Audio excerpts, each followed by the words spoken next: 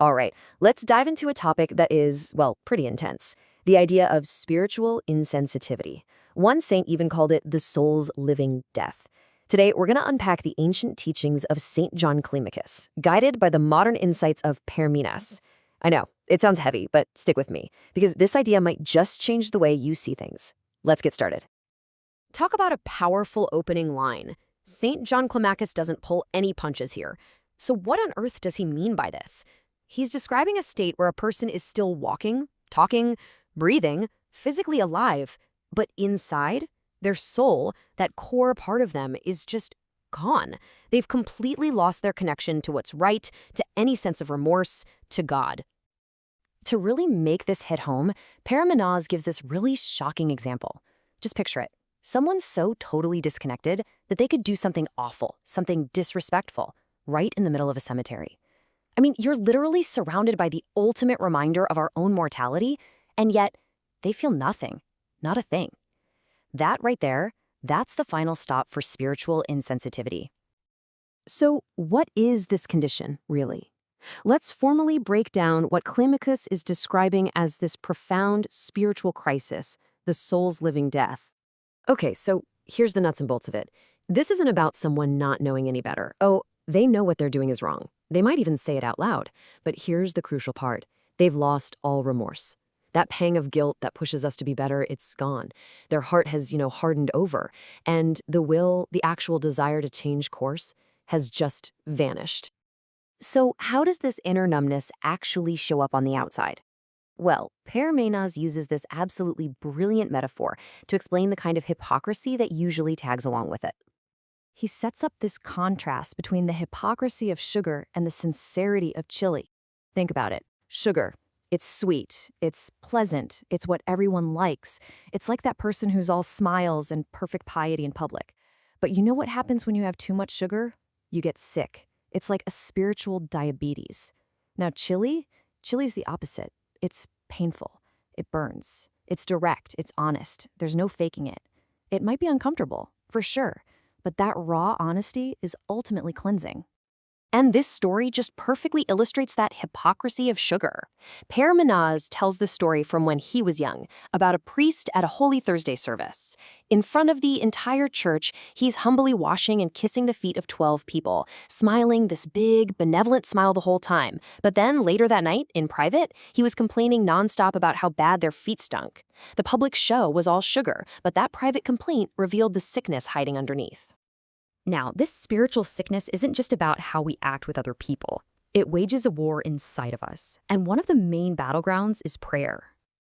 So let's ask a question that I think many of us have felt at some point. You decide you're going to pray, you want to connect, but it feels almost impossible. Why is that so hard sometimes? St. John Climacus actually gives this struggle a name, the demon of sleep. And the symptoms he lists are, well, they're spookily relatable. You decide it's time to pray, and bam, this incredible wave of exhaustion just washes over you. You can sit and binge watch a 2-hour movie, no problem, but a 20-minute prayer feels like running a marathon. According to this teaching, that's not just you being tired, it's a very real spiritual obstacle, put there specifically to keep you from connecting with God. So what's the fix? Well, the advice here is don't try to fight this battle alone. St. John Climacus suggests that trying to pray only by yourself can actually make you more vulnerable. But praying with a community, in a church, that helps to kind of jumpstart our own spiritual life and gives us strength when our own is running on empty. Okay, so we've seen the symptoms, this insensitivity, the hypocrisy, the struggle to pray. But what's the actual disease? What's the root cause? St. John Climacus says it all comes down to a very subtle but very dangerous poison, vainglory. Wow. This quote is just razor sharp. An idolatrous believer. On the surface, they're doing all the right things, all the acts of worship. But their real focus, their true God, is the approval of other people. Their piety isn't for God, it's a performance for a human audience. And this little chart here shows just how sneaky vainglory is. You can see how it starts out with the best of intentions. You begin a real sincere spiritual practice. But then people start to notice. They praise you, and man, that praise feels good. So you start doing the acts for the praise. And before you know it, you're not just looking for praise, you actually start to believe it. You start thinking you really have become some kind of great saint. And that pride, that's the last step right before a total spiritual collapse. And the danger doesn't even stop there. People on this path might start trying to get spiritual gifts, like healing or prophecy, not to become more holy, but to get power and influence over others. Paramenos points out that some people even turn this into what he calls a spiritual business, using the appearance of holiness to make money. So if getting praised and being successful is such a huge spiritual trap, what in the world is the antidote? Well, the answer is a paradox, and it completely flips our modern way of thinking on its head. This biblical warning really gets to the core of it. If you look around and find that absolutely everyone is singing your praises, that you never face any criticism or hardship, that should be a huge spiritual red flag. It's a sign you might be more interested in pleasing people than in speaking the truth.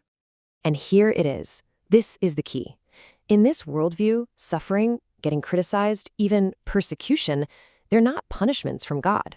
They're actually a form of divine protection. I mean, that's a radical idea, right? So, a protection from what?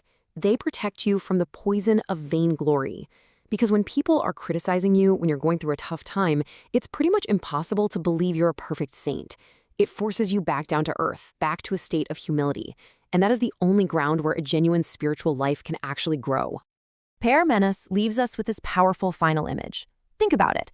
When is it that worms get into the fruit? It's when the weather is perfect, when everything is calm and easy. That's when the worms of pride and corruption can multiply inside, totally unseen. A life that's too easy, too full of praise, it can lead to total inner decay. And all of this leads us to our final question for today. We spend so much of our lives trying to avoid problems and trying to get people to like us. But what if this teaching is right? What if the very struggles we work so hard to run away from are actually the greatest gift we have? The very thing that's protecting our soul and keeping us humble. Something to think about.